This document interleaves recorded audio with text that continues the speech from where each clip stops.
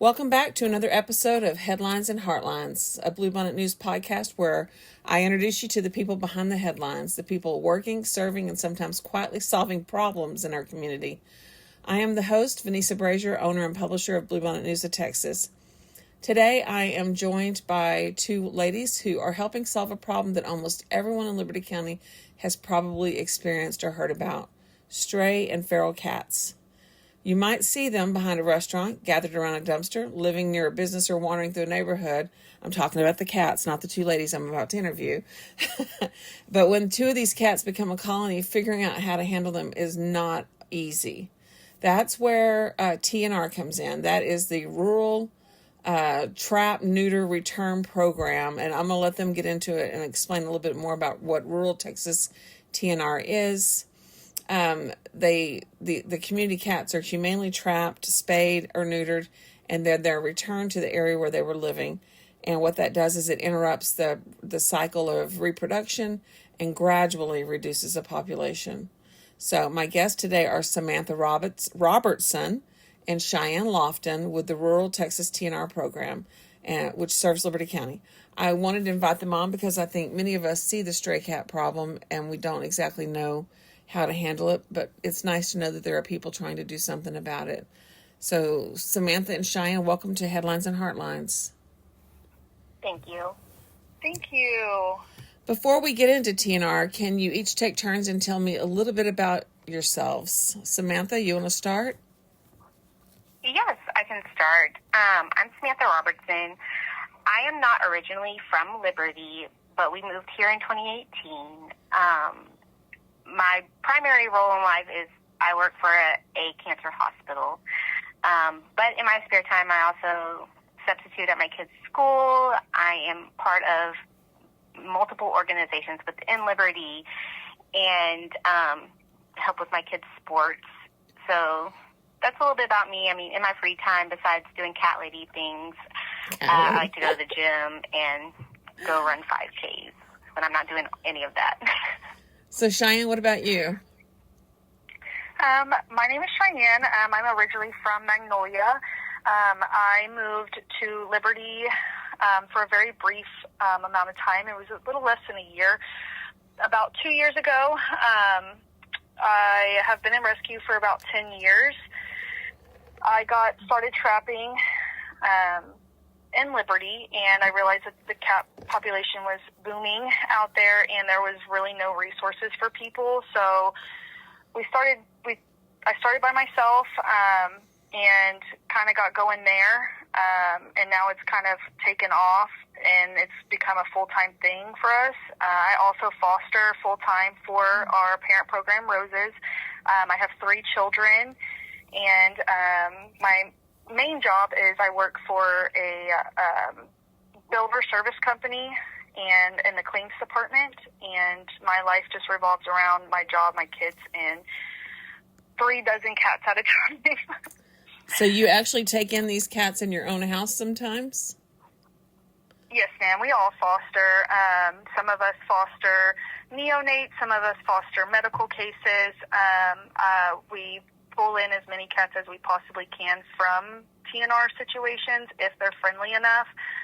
The community does contact us to help with cats that need homes that are friendly. So we do help with friendly cats as well if our parent program, Roses, has the space to intake them. But yes, I have about, I would say, 22 at my house at the moment that are just fosters. So it does add up very quickly. Yeah, and if anyone has ever tried to help kittens survive after they've been abandoned by their mother or their mother's been killed, when they're very young like that, that is a full-time job for someone for the first few weeks of that kitten's life. I've tried it. It's tough. It is. It can be very difficult, especially when they have other illnesses, parasites, different things going on, and then you have several litters going on at the same time, and then I also have 2 toddlers. So as you can imagine, it does get quite overwhelming. Which one's harder to take care of, the toddlers or the cats? I don't know, honestly. I guess it depends on the situation. Yeah. So, can one of you explain how did y'all start the Rural Texas TNR program, or did Liberty County just join a statewide program? Shyanne, So, yes. yeah. Okay, so what? When I moved to Liberty, I was living at Forest Green Apartments. There is a surplus of cats there. I was already helping a few elderly neighbors with spay and neuter of their personal pets, and I had a decal on my car, so a lot of people already knew that I was in rescue. It travels very quickly, and I got a knock on my door one day that they heard meowing from the dumpster at the complex. So we went back there and we fished out a double-bagged Walmart sack of 7 newborn kittens. They couldn't be less than 24 hours old. And somebody threw them in there, and I got them into foster care. Unfortunately, none of them survived, because that is the harsh reality of them not being able to be raised by their mother. And I knew I had to do something. I couldn't just keep allowing that to happen. So I started trapping just in the complex. And then after getting all of those done, I realized, okay, well, these cats are traveling. It's been a big learning process. These cats are traveling. I got to start asking if I can trap in other people's yards. So I started knocking door to door, seeing if people would allow me to trap in their yards. And from there, it just really grew. Sam joined, and then we had a couple other people join, and we were trapping, getting slots from anybody that we possibly could. And from there, Roses, it's a rescue out of Houston. They hold the 501c3 nonprofit. They said, hey, we love that you have a plan. We want to join. How can we umbrella y'all under us? And that's how we got affiliated with them. They take on all of our adoptable cats and kittens that we pull from these TNR houses. And we get them into foster care. They vet them. They pay all the medical bills. And then Roses, we get them posted on their website. They adopt out all over the country. So I would say about 95% of the cats coming into the program are adopted out across the country. Washington, Oregon, New York, Connecticut, all of these different states. We get as many out of Texas as we possibly can, because these other states don't have an overpopulation problem like we do. So sometimes they're actually looking for pets there? Yes. Okay. Yes, they don't have an overpopulation. Their shelters are not full. And this is mainly because they do have true seasons. So their breeding seasons are not as long as it is in Texas, because we don't have true winters. And true winters also kills off strays. So that makes it to where it's hard for people to find pets. So they'll pull a lot from overpopulated areas like California, Texas, Florida. So a lot of rescues opt into trying to send out as many on transport as possible. Gosh, who knew that it would be that way? I guess I didn't consider that. So you're operating under the umbrella of an organization called Roses. Can you explain what Roses stands for? I can do that. It stands for Reducing Overpopulation Spay Neuter Education. That's the long version. Okay. And they're only maybe a year or two old, and their goal is for education, and then they do adoptions, and they also do TNR, just not at the mass scale we're doing for them. Yeah. In a sense, but operating under them allows for funding purposes, and also our numbers help them to get grants and things like that. So Okay. That's how we kind of coexist. So how did Samantha and Shyanne, how did y'all meet? Did you? I can answer that. So I have cats as well, and I do foster. My husband doesn't allow as many as Shyanne. So I had 3 personal cats, and they liked to to go inside and out, and I live on about 10 acres. So I let them go inside and out. There's no risk of being hit by a car, right? But there's another risk of getting eaten by, like, an owl or something like that, right? So it's been, like, I would say 2 years, maybe, Shyanne? So I moved here in 2018, so 2 years ago, I lost 2 of my cats. Don't know what happened, assuming something got them. And so I was really sad about it, and I wanted to replace them. My husband's like, okay. Well, I remember seeing Shyanne post about having kittens for adoption on Facebook, and then she got removed from the group, I think, for posting them, or something happened, because we know one of the Facebook's groups got a lot of rules. Yeah. So I went and go and I looked for Shyanne, and I'm like, hey, you have kittens for adoption, right? And she was like, yeah. So I went over there, I took the 2 kittens I wanted, and then she started just telling me more about what she's doing. And I'm like, okay, you know, I'm a cat lady. I've always thought about that. I've talked to my husband, like, let's build an outdoor shelter on the property. He tells me no, whatever, it's fine. So I eventually talked to my husband about a cat that had needed a foster. And I was like, let me help. I want to help Shyanne. I want to do this, like, right? My husband eventually says yes. And so then it just turned into this whole thing where Cheyenne's like, I do this and this. I'm like, okay, well, I want to help with that. You know, how can we do these things? And so it was me and her at first. And we would go trap these cats, take them to Houston when we could. And then eventually it grew into a bigger thing. But we met because I wanted to replace my 2 cats that, you know, went missing. And that's just how we met. I went into her house. She had lots of kittens. And I was like, oh. And then, yeah. And so it just grew from there.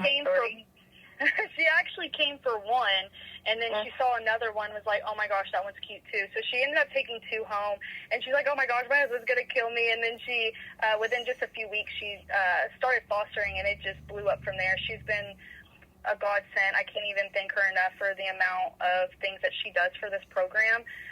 She jumped headfirst in and has not slowed down since, and it's been really awesome. She's brought in so many great contacts and help for the program. So for someone who's never heard of your organization, can you walk me through the process? Let's say that I call you and I say I've got 15 cats living behind my business. What happens next? So I'll answer that since I do most of the paperwork. I would ask you to fill out a form. This form lets you know, like, ask you how many cats do you have, are they friendly or feral.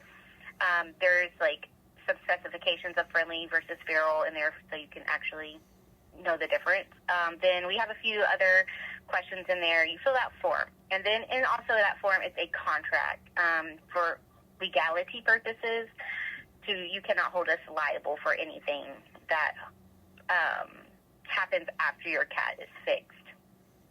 Oh, so okay. You fill out that form. And then we have a running list. Since we started last year's, so in 2025, we did 333 cats. But the list is longer than those. There was like 600. There's still like 600 cats that need to be fixed within the county. And, I mean, there's probably more that people have not reached out to us about. But what we have is about 600-something cats that need to be fixed. So it's a wait list. And we tell you that, and we're honest. Like, we get to you when we can, if the money is there, and our timing. We do these once a month because it takes us like a whole week. You start trapping on a Friday, the cats go in on a Monday, and that's just taking time out of our schedule. So we have to plan around our lives. Like you've heard that we do other things besides this. So everyone has to be aligned of, this is the date we're going to do, these are the properties we're going to do, and that's it. Are you both volunteers? Yeah, We got some volunteers. No, I said, are you both volunteers? Oh, yes. Okay. Yes. I wasn't sure how it's the... all volunteer based. Okay. So sorry. Go ahead. Okay, and so where is most of your activity occurring as far as the cats? Are you trying to focus on a couple of areas, or is it the whole county?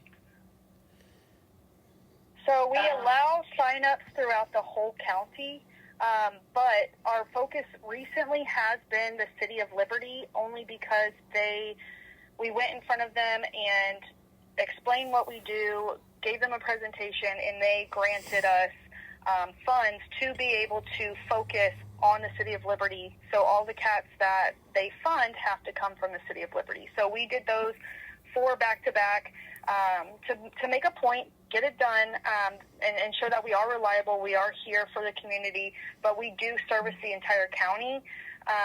The county list is longer because funding is not there right now. We've already gone through the county funding.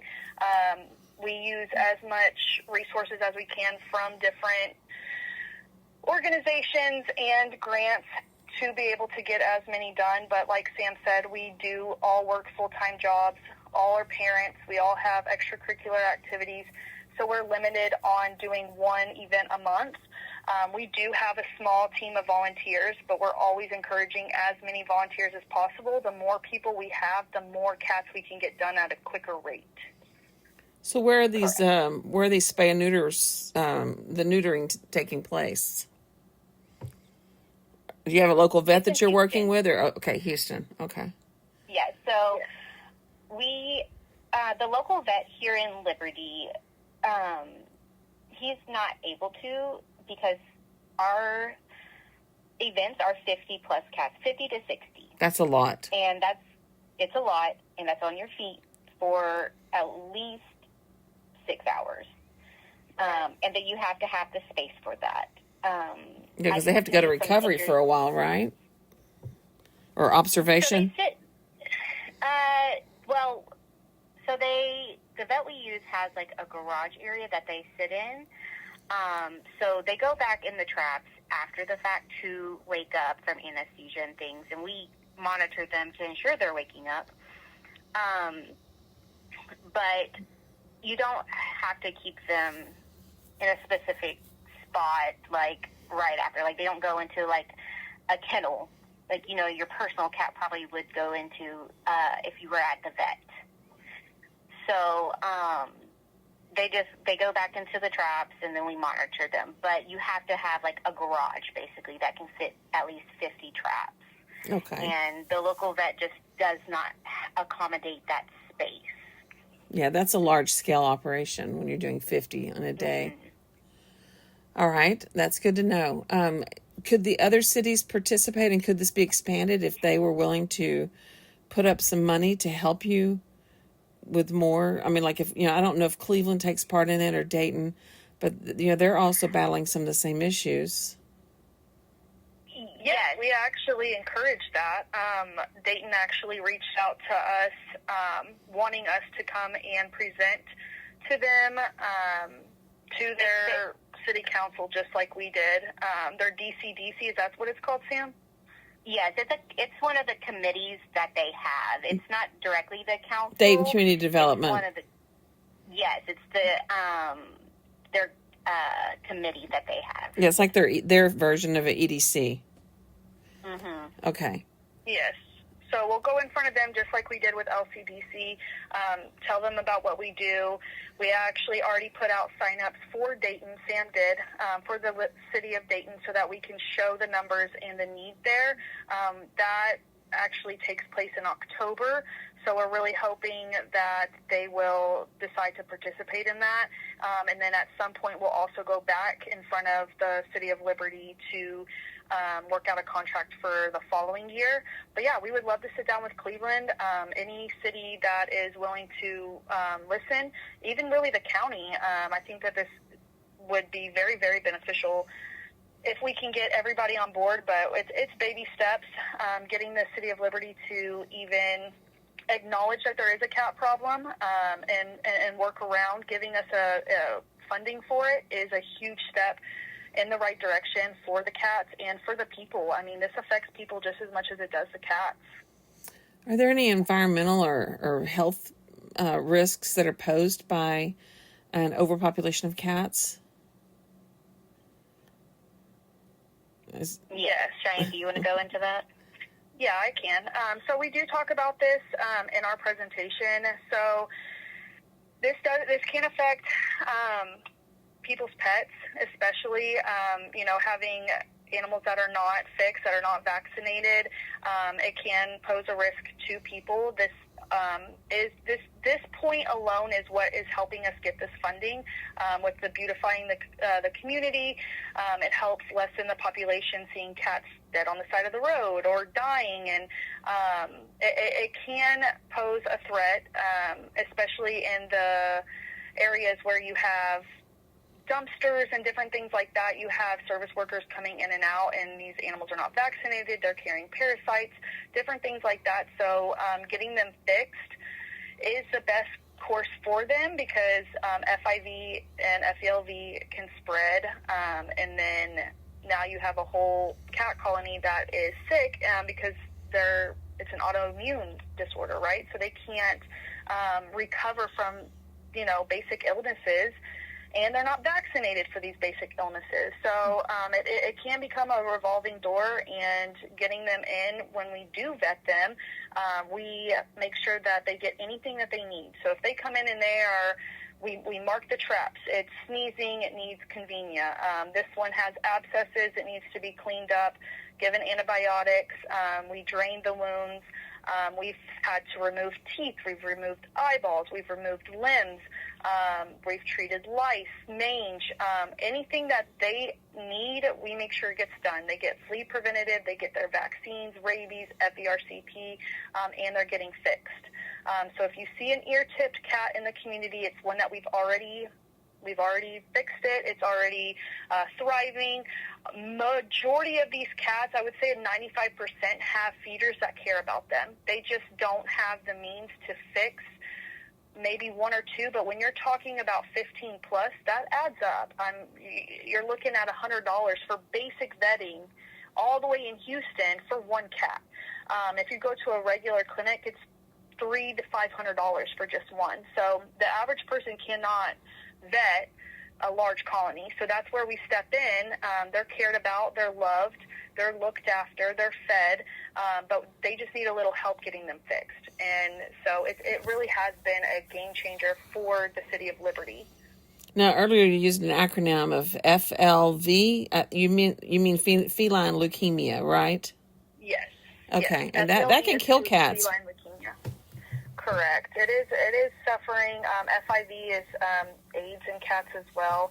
I don't know enough about it to really truly talk on it, but it does cause an autoimmune issue to where they don't bounce back like they should be able to, because it suppresses their immune system. And it's not fair. They fight over these females, they're breeding, all of these spread that. So being able to nip that in the bud and not have them suffering is a huge help. We have sadly had to euthanize a very small percentage through the community that just were not, they had no quality of life by the time help arrived, and we're hoping less suffering is the goal in the long run. And we always go off of our vet's opinion on, if something needs to be euthanized, we don't take it lightly. We see if there's any other way that we can go about it before we make that decision. But in town, especially in the city of Liberty, there has been some very, very bad off cats that have been suffering for a very long time. So it's been crazy just since the beginning. It's just been a lot. Can one of you explain a little bit more about the cats with the tips of the ear missing? I guess that's an easy way of identifying them, so you don't waste time.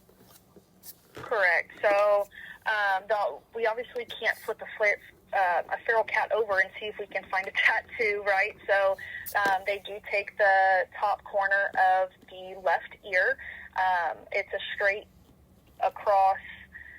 During surgery, they just take a razor blade and cut the top off. That way, if we do trap a cat, we can just check the ear. If it's not tipped, it's going to the vet. If it is tipped, then we release it and reset the trap. Okay, and so and the cat doesn't suffer from that. It's just no. So they put so when they remove it, so they put a clamp down on the ear to stop the blood flow. They take the top of the ear off, and then before the clamp is released, they put a blood clotting powder on top of it. So once they take that clamp off, there's no blood coming from it. It's during surgery. They don't feel it. It doesn't. They don't even know that it happened, type of thing. Yeah. Okay. I do want to add one thing. Sure. Regarding the ear tips. I know Shyanne said, like, usually we do the left side, but there might be some vets that might do the right side. So any cat you see with a missing ear tip, whether it be on the left or right, is a fixed cat. And I guess, fair. and that is true. are y'all vaccinating them, like, for rabies and things like that at the same time? Mm-hmm. Okay, so they're getting vaccinated so that they can't transmit diseases any further. Correct. Okay. All right. So there's a large number of dogs in our area that are also kind of homeless dogs that are wandering around. They can be a real serious problem. Are y'all ever going to get into doing dogs, or is it just going to be cats? It's a big problem. Fun fact, it's illegal to TNR a dog. Really? So, yes, you are not allowed to go get a dog fix and then release it per state law. Why? I have no idea. I have to look further into the law. Our president has, said that, and she's big into the rescue community. So I trust her when she says it's illegal. But I'm assuming because dogs have more weight, in a sense, dogs can attack. It's a public safety issue, is what it comes down to. It's a public safety issue because they become pack-oriented and go into survival mode, which you can't blame them. But yes, Liberty County has a very big problem with dogs. So Roses will help with getting dogs fixed when there's funds for it. So we have helped a couple people in the city of Liberty and Liberty County to get a couple dogs fixed. It's not our main focus because dog rescue is much bigger than cats. So that's why cats is our focus. Eventually, my personal goal for this program is to expand to other counties for TNR for cats. But I'm hoping to start getting the Fido fixers, different vans that come out to do owned pets, because like Sam said, we can't do strays, but owned pets, and even hopefully start getting the shelters to vet animals. I know that funding has to be there. There's a lot of things there that have to happen, but even if we can somehow even a TNR program where when we go out and trap 50 cats and we only end up with 40, if we can pull from the shelters for those extra slots, I think that would be very beneficial because at this point, the shelters that we currently have in the county are just basically holding facilities until they're adopted. They don't actually do any vetting. So that unaltered animal is going to sit in a facility until it's adopted back out unaltered. So I would like to really start there with the shelters and get adopted animals vetted, and then eventually work our way to Fido fixers and different things like that to bring in these vans that are low cost so that the community has an outlet that comes to us rather than them having to drive an hour into Houston, because Houston is going to be your closest area that has any low-cost spay-neuter, but you have to go Monday through Thursday, and that's just not feasible for most people. Okay. So what's the largest cat colony you've encountered so far? I would guess the park, technically. Is that a dumping ground? I mean, I think Oh, so. yes. Yeah. We've, so far, with just the city, we fixed 30 cats out of the park and got one adopted. Actually, no, well, you pulled a kitten, right, Shyanne, from there? So that would be another one that will get adopted. So 2 adopted, 2 friendlies, 1 adult, 1 kitten. But that's 30. I would have to go back. I think that is the biggest. There was one property that had quite a bit of cats in town. I'd have to go look at those I'm not numbers. sure, Sam. Mimosa Street, we pulled, so last season alone on Mimosa Street, there is a very, very kind woman that lives there. We vetted, I don't know, 2 dozen or more adult cats, and we pulled 31 kittens in one season yes. from her house. Yes. Was she feeding them? Yes, she feeds, and that's where most of these colonies are elderly population that don't really have anything else to look forward to, right? They don't have companions, they don't have people that come and visit, they don't have routines. So even though they can't touch these cats, that's their life. That's all they have to look forward to take care of. So they very, very deeply care about their cats. And we come in and fix the colonies. I mean, they'll sit there and tell you all these cats' names, and they all look just the same to us, but to them, they know exactly what that cat is.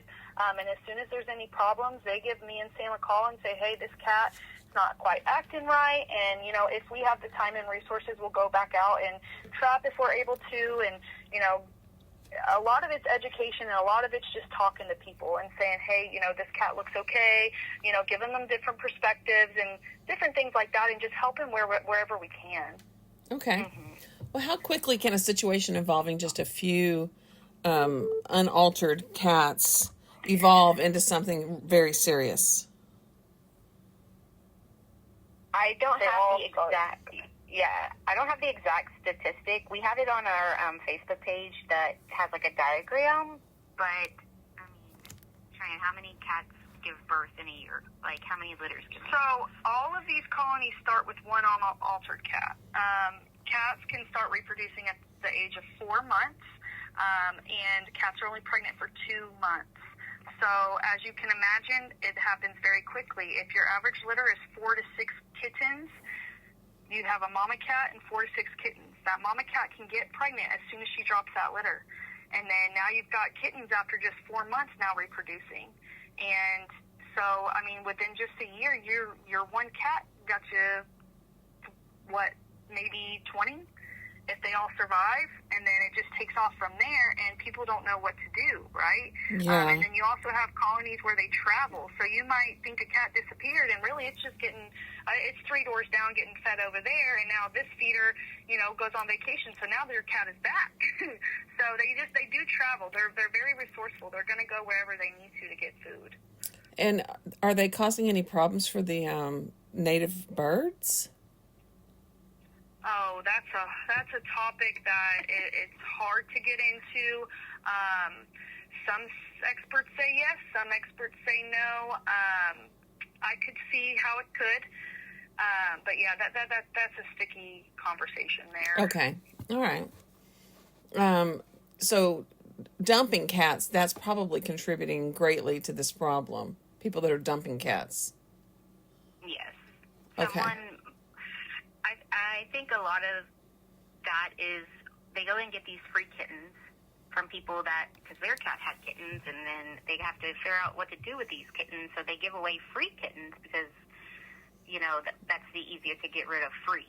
And then the cats aren't fixed. So then sometimes when you get a kitten, you might not know what to expect with a kitten.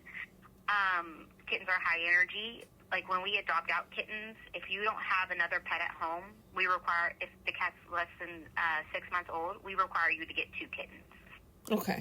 Because that's an ball of energy. Well, now you have maybe one kitten tearing your house up because you don't have a friend for it, or maybe scratching your kids because they're so bored. much energy.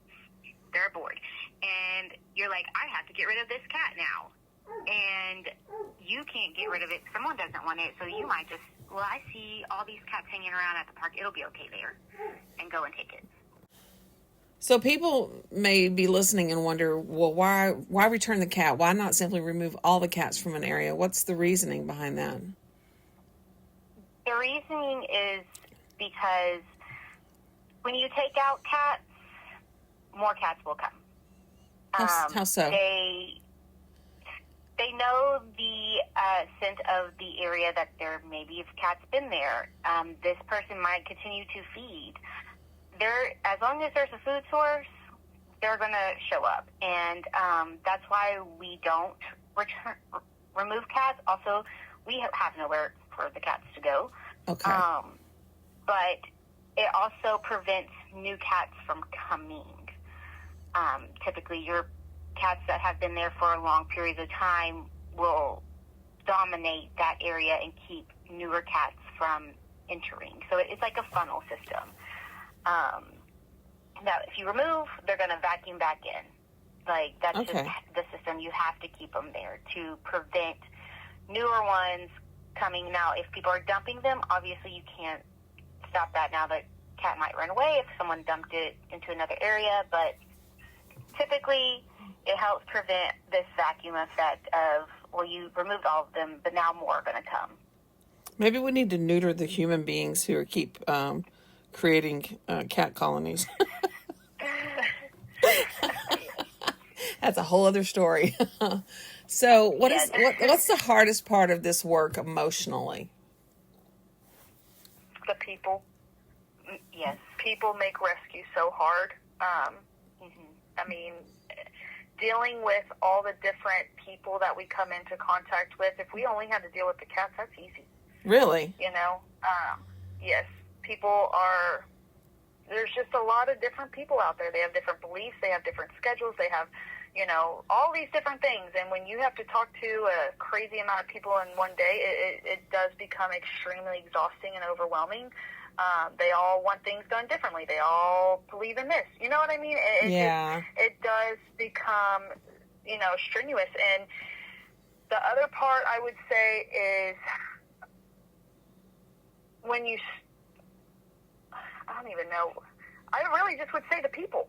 I don't have any other complaints. Okay. I think it is the people, like she said, talking to them, but it's education. But also, when people reach out to us, they kind of expect us to jump, right? And it's like, well, that's not how that happens. Or if they want something done differently, or if, example, we recently fixed a cat, and they were hesitant at first to get said cat fixed, but allowed her to keep having litters, but they thought the cat would change its personality if they got it fixed. So lack of education, and having to sit there and talk with someone for at least 30 minutes, explaining to them why this needs to be done. So it's really the people. Okay. So should people feed community cats? Is that irresponsible in your opinion, or do you understand it, or? I think that's a double-edged sword. Unfortunately, one, I will say, is it irresponsible? Yes. The reason why is because just like feeding any type of wildlife, right? Because at some point, once they become feral, they're wildlife. They are wildlife. And you're now gathering these animals all in one space. So what happens? Diseases go crazy, parasites, and that's why you have unhealthy colonies. People don't have the means to vet them and retrap them and make sure that they're wormed and all of these things. So is it irresponsible? Yes. But I can have empathy for people that do feed because you don't want to see them starve. They are so domesticated that a lot of them are very, very resourceful. But when they're used to getting fed, now they don't know what to do to be able to eat. So now you have all these dying cats that are starving. They lose their survival instinct. I can understand why people feed, but is it irresponsible when you really look at the data? It really truly is, because it causes more problems than it solves. Correct. But Okay. besides just the cats, you have also people that, for instance, at the park, the litter. There's so much canned cat food trash because what they're doing is they're just leaving the can. They open the can and leave it. They don't put it on like a plate or anything that, they could reuse. Well, that presents other problems with rodents and everything else. Correct. And raccoons and other wildlife. Now you have another issue of everything's being littered because people are feeding these cats and not cleaning up after themselves. So, yeah, yes, I could see that being a real problem. People try to help, they want to help, but then maybe their method of going about helping is not really help. Mm-hmm. Yes. Okay, so what supplies are you constantly in need of, and how can people help you with that? So canned cat food, we usually need that for every event. If we're trapping 50 cats, you have to have one box for trapping, and then we hold the cats overnight at our overnight facility. And cats are trapped on Friday, like we physically see them trapped, we got to take them back. We're not leaving them, to next day for someone to pick up. So you're feeding cats on Friday night. You might feed them Saturday night. Sometimes Sunday, depending on the weather. If it's like super hot, we'll give them a can in the morning, but they're not going to be fed at night because of surgery. But you're 50 cats, so canned cat food is a delicacy. We technically don't need traps, but, it's better to have a surplus. So traps are nice. But other than that, it's more monetary because we are traveling to Houston. That's gas money. So our biggest things are like cat food and gas money, if I'm being frank. Okay. And if people wanted to donate cat food, we do have an Amazon list now. It was recently people apparently bought, I don't know how, but they got word that we needed cat food and bought our whole Amazon list. Yeah, it was amazing. Thank you, guys. Yes. And so our Amazon list is cleared for the season. We do take a break starting around November and into December. I'm hoping that we start up again in January and get an earlier start than we did this past year. So I will, update the Amazon list to, supply the whole year. So they can do that. Or they can, if they want to just, like, oh, I bought you some canned cat food, they can drop it off at the Health Fix store in Liberty. Mm-hmm. And if they would like to give monetary donations, we have, for our gas fund, we have Cash App and Venmo and Zelle. And if they would like a tax write-off or deduction, we go through Roses for that, and we could give them that receipt if they want to make a larger donation. Do you have a website? Yes. Or a Facebook page where people can make donations? Yes. So our donation information is on our Rural Texas TNR page, and it is pinned. It's like an FAQ section, so okay. They would see all of that. I'll provide the links to people so they can find it easily. If there's one thing that... Go ahead. Go ahead. I'm sorry. I just want to add, in the coming year, we will be adding some different traps to the list that we would like to have on hand. Are they 100% necessary? No, but we do run into issues where we have gotten, 13 out of a colony and we're down to the last few.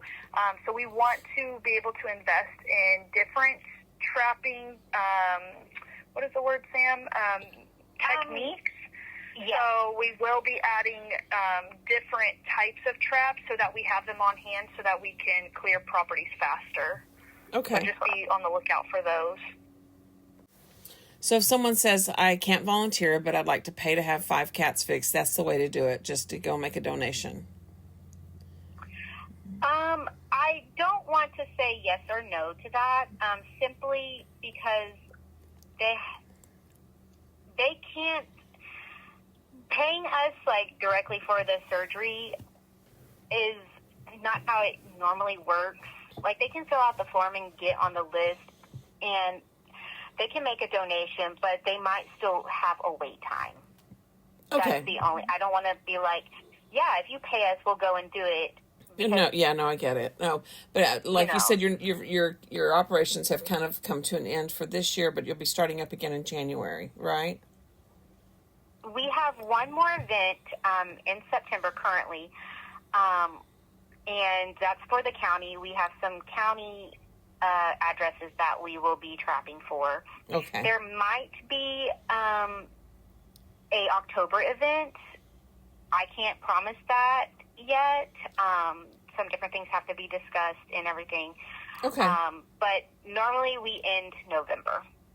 If there was the holidays, let's take a break. If you could get every resident of Liberty County to do just one thing that would make your job easier, what would it be?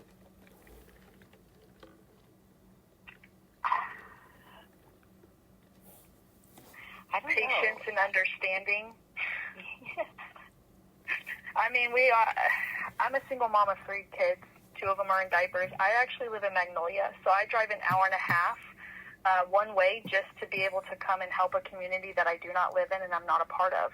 I don't even live in the same county. So understanding that we can't just work the schedule that they want us to work, and just because they have a cat problem does not mean we can solve it. We can only do what we can do, and just being understanding of that, and that we do have lives and we do not get paid for this. We have full-time jobs that we have to maintain first, and provide for our families, and this is all volunteer work, 100%. All volunteer. Okay. Okay, so we end these interviews with rapid fire questions, and these are not serious questions, so you don't have to overthink them. Just answer the first thing that pops into your head, and I'll go back and forth between both of you. So I'll start with a question for Samantha. Orange cats or tuxedo cats? I'll take an orange cat. Orange cats. Is it true that the tuxedo cats are more aggressive? Have you seen that in your... know. My daughter has one, and his name is Domino, and we nicknamed him Demon because he could be a demon at times. But a tuxedo? Tuxedo. I mean, I don't know. I haven't experienced that. Even being our rescue president, she has a bunch of tuxedos. I mean, they're a little, like, in your face, but I don't think they're demon-like. I think the orange cat gets that reputation, to be honest. Really? Okay. All right. Well, I will look at my daughter's cat in a new light. Then I'll try. No, the cat loves me. He just doesn't love everyone else. He loves certain people, and then other people he just like ferociously will attack them. In fact, he had to become an outside cat instead of an inside cat because he was just too bored being inside the house. So now he gets along with all the outside dogs and does just fine. So, okay, so the next question is going to be for Shyanne, right? Yes. Shyanne, who is the better cat whisperer, you or Samantha? Oh, man. I feel like I'm going to be biased. I feel like, well, actually, okay, so Sam is a lot better than I am with trapping, I feel like. I don't know, she has way more luck than I do, so maybe she is a cat whisperer. Okay. Yeah, I tease my husband, tell him he's an animal whisperer because they seem to just really like him. Okay, so... Yeah, I seem to find them everywhere, but she seems to, as soon as we go to do something, it's like 5 seconds for her. I've been waiting out here for hours. So Samantha is the cat whisperer. Okay. So who's more patient when a cat refuses to enter the trap? And that question's for you, Samantha. Are you more patient or Shyanne? Me. Okay. I think I might be more patient. Cheyenne's going to be like, all right, well, you don't want to go in. I got somewhere else to be. Like... All right, Shyanne, this is your question. Who's more likely to crawl underneath a building after a kitten? Oh, man. I don't know. We both will do it. I actually had some kittens up here by my job that we trapped the mom and couldn't find them, and then we finally heard them after a couple days, and I crawled up in between all the rafters and found them and secured them, but I don't know. I feel like I probably would. Okay. Yeah, I agree. I think you would probably be more willing. All right, Samantha, who's more likely to get bitten or scratched by a feral cat? Cheyenne. Okay. What? For sure. She will reach her hand in a trap and be like, "This is a nice cat." And I'm like, "No, it's not. No. Like, you're ridiculous." Yeah. All right. So, Shyanne, this one's for you. Who's more likely to have cat food in her vehicle right now? Samantha. She's always more prepared than I am. Thank God for her. Okay. Samantha, this one's for you. Which one of you has more cat pictures on your phone?